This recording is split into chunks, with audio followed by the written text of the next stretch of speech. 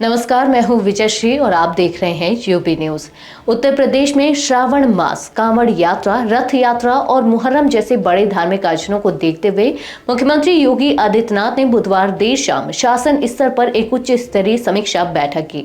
इसमें प्रदेश भर के पुलिस आयुक्त, जिलाधिकारी, वरिष्ठ पुलिस अधीक्षक और संबंधित विभागों के अधिकारी शामिल हुए। मुख्यमंत्री ने निर्देश दिया कि इस संवेदनशील अवधि में कानून व्यवस्था, जन सुविधाएं और धार्मिक सौहार्द पूरी तरह बनाए रखा जाए। मुख्यमंत्री ने स्पष्ट कहा कि 27 जून से 8 जुलाई तक जगन्नाथ रथ यात्रा, 27 जून से 6 से 7 जुलाई तक मुहर्रम और 11 जुलाई से 9 अगस्त तक श्रावण मास रहेगा।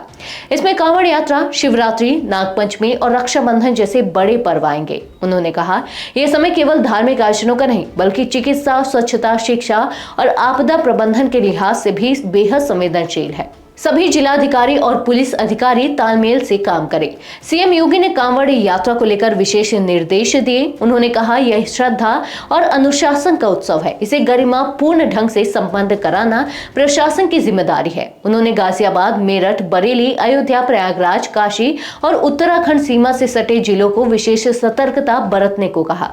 मुख्यमंत्री ने चेताया कि किसी भी यात्रा में भड़काऊ नारे, परंपरा से हटकर रूट बदलना या कान फोड़ू संगीत स्वीकार नहीं होगा।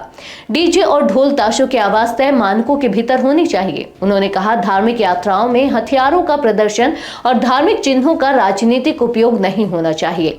ये सौहार्द बिगाड़ने वाले तत्व हैं और इन पर सख्त रोक जरूरी है। उन्होंने ये भी कहा कि किसी शोभा यात्रा के लिए पेड़ काटना, झुग्गियां हटाना या गरीबों को उजाड़ना स्वीकार नहीं किया जाएगा। सोशल मीडिया की सघन निगरानी के निर्देश भी दिए गए हैं।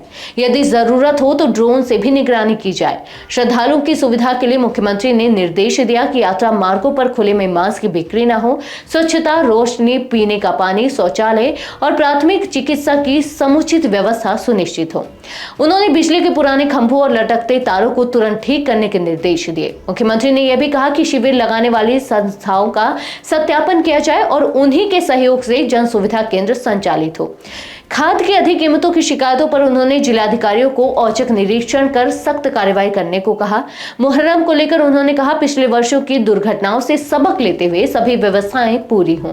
आयोजकों से संवाद बनाएं और कार्यक्रम पारंपरिक मार्ग पर शांतिपूर्वक कराएं। साथ ही स्पष्ट किया, किसी कार्रवाई के लिए शासन की अनुमति का इंतजार न करें, तत्परता से और कानून के अनुसार कार्रवाई करें। आज के लिए बस इतना ही। अगर आपके इलाके में कोई समस्या है तो अब चुप मत रहिए, अपनी शिकायत हमें भेजिए। यूबी न्यूज आपकी आवाज को जिम्मेदारों तक पहुंचाएगा, निष्पक्षता और गोपनीयता के साथ। यूबी न्यूज, जनता की आवाज, जनता की ताकत।